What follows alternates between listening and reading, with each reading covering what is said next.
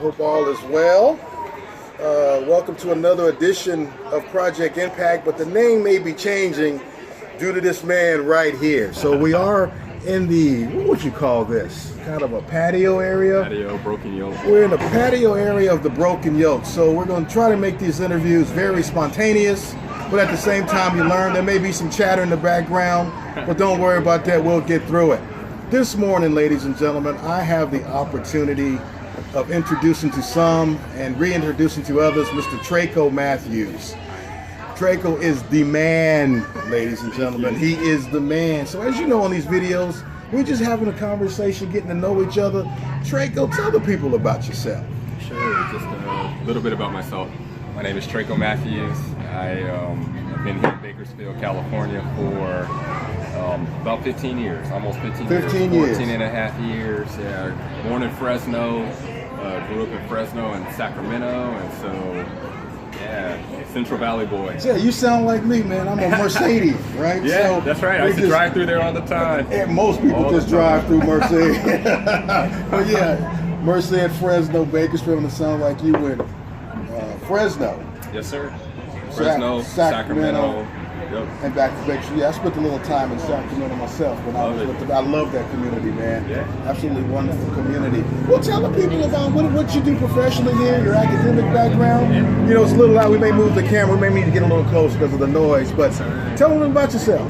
Sure. So I currently work as an HR director, in human resources, staff development for Kern County Superintendent of Schools. And what does that entail? So basically I do, I'm a steward of the culture. A steward of the culture. That's what I like to call myself. Talk to me about that. Yeah, steward of the culture. So every organization, results, there's a formula that says results in an organization are based on two things, your strategy and your execution. But if you know anything about business, there's a saying that says culture eats strategy for lunch. Culture eats strategy for lunch. Yeah, so it's not in the equation, but culture informs and colors everything that you try to do as an organization. It's about how you get the results that you want to get as an organization. Okay. So an example might be, if you're a football team, all right, your goal is of course to score points, right? But the culture is how you get there. Your process, how you work out, how do you support each other? Okay. How do you work together as a team? That's all the culture. Right. And so it's not the X's and O's necessarily in terms of the plays, but it's how those things are rolled out and implemented. Okay, all right. That sounds interesting. So, so every day, I love what you just said. I can't get that off me. Culture eats strategy for lunch. We may have to hashtag that. Well, it's actually a quote from Peter Drucker. Okay. Who is a well-known, respected business expert writer way back in the 50s. Okay. So that's wonderful. So let me ask you a couple of questions. Yeah.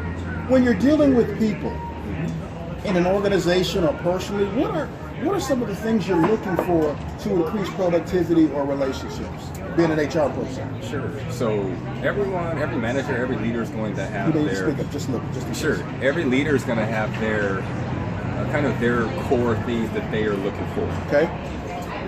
I'm always looking for a couple of things. All right. So I want to be able to tell first if the person has character. Character. All right. If they have, some people call it heart. Okay. Some people call it integrity. Some people call it having an abundance mentality or the right intentions towards other people, respect. I want to see all of that. Okay. All right. So the first thing that I'm always looking for someone to, if I want to, have someone in a role, and I think this is what it's going to take for them to be have sustained success. I want to see them have that integrity. Do you do what you say? Do you follow through on your purpose? Right. On what you say you're passionate about doing? Do you have that abundance mentality? Are you willing to see others succeed alongside of you? Are you willing to help them become successful? Because in my opinion, there's enough success for everybody. It's not enough. A pie. It's funny, people talk about success is a pie or money is a pie. No, I believe it's like a river. That's right. It flows. There's enough for everybody, and a lack mentality thinks of it as, I got to get my piece of the pie. That's right. That's a lack mentality. And my piece of the pie, I can only get my piece of the pie a big piece of pie if you get a small piece of pie. Right. Yeah, I want to find people who are thinking in terms of how do we grow the pie. I'm okay using a pie analogy, but let's grow the pie. Let's grow the pie. And we can do that together. The better we are together, the better we work together. I mean, technically, if you're working for an organization, you're on the same team. Yes, right. That's exactly Even if right. you're in a different department or you're in the same department, you should be looking for ways to collaborate and grow what you do. Why can't it become so big that across the city, across the county, across the nation, or across the world, everyone wants what you bring? That makes sense. To me, that's growing the pie. That makes so much sense. Man, I mean, this brother's got some nuggets, man. This cat's got some nuggets. Again, I mean, our community is so blessed to have a young man like Mr. Matthews, 45 and under, right? Yes, actually 40 years old. 40 years old. 40 last year. Well, happy birthday, man. In August. I love it, brother. I love it. Yeah. You know, as we wind up here, these videos won't be long, but what would you say has been a key, crucial component to your success? Wow. It's a really good question. Well, I would say it starts there. I believe that I've been able to build credibility and trust where I work. I've worked for a number of organizations. So I started at State Farm here in Bakersfield, worked there for almost 7 years. Then I moved to Era Energy. I worked there for 6 years in a couple of different roles. And now I'm Kern County Superintendent of Schools for about 15 months. I've been able to build credibility because I've been consistent and grounded in my own character. All right, having that integrity or trying to have that integrity, that abundance mentality, but also continually working to improve my skills, my capabilities, you said something. and get results. Not to cut you short. Yes. Continue to work to improve. Yes, sir. What do you do? So I actually, we may not have time to go into all of it, but I actually have really codified, written down purpose and vision for my life. It's based on 5 pillars. All right, so I'll just tease them right now. I use an analogy called POISE. All right, so P stands for physical health. All right, the O is for ownership. That's financial health. I want to own my life, not rent it. That's good. That's the good. I is for intellectual health. Okay. The S is for spiritual health, which is really the foundation. And then emotional health. I don't really believe that you can be spiritually healthy, and those two things are conjoined and combined. You've got to be emotionally healthy. And so for every one of those things, I actually have written goals every single year, every month, every day, that I try to live out. Poise. Poise, yes sir. We're going to put poise on the top of this video here. Good. I like that. And it's about living, in my opinion, a life of balance. And the reason that I developed the purpose and that vision for success in my own life is because growing up, I saw a lot of folks that were really strong in one of those areas. So they might have had tremendous physical prowess, great athletes, but they didn't have the emotional health or the spiritual health, and so they derailed. Okay. I saw some folks that were incredibly strong spiritually. I grew up, my dad was a pastor, and I knew lots of folks, pastors' kids, and different people who, spiritually grounded. However, they didn't continue to grow intellectually, or they didn't grow in terms of their financial literacy and health. Okay. And they derailed in that because of that. Lost hope, lost faith, fell out emotionally. Okay. And so I remember thinking when I was in my early 30s, how do I find a process for being healthy across the board?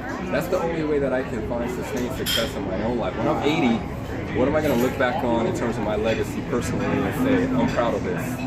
And I remember thinking, I've got to be strong in all of these areas. And so as I thought about it, wrote things down, developed it, and ultimately developed specific goals, smart goals in every one of those areas. And those are my pillars. They endure as my aspirations. And each year I just adjust and tweak the goals that I have for That's each wonderful. Year. So it sounds like you have a plan. I do. You're not letting life happen to you. You are structuring your life the way you want it to go. Yes. And I like the way you say you like to own your life instead of renting it. Yes, sir. This brother's got some nuggets. Oh, this cat has some nuggets. Thank you. So I appreciate that, man. I think I've learned from you this morning. And it's funny, we talked about balance. That's what brought us here. Yes. This is one of, I may be a little older than him, but I appreciate his wisdom. I have some things that's off balance in my life. I may be a school board member and sit on this board or that board, but Keith is human too. I have issues too that need to be resolved and talked out, and I appreciate this young man's talents, wisdom, and gift. Well, it looks like breakfast has showed up. So we are going to enjoy our breakfast. We're going to end the video segment this morning. Look, oh, he's got the crepes. Oh, Lord have mercy. Go ahead, check it out, what he's got. I went this way.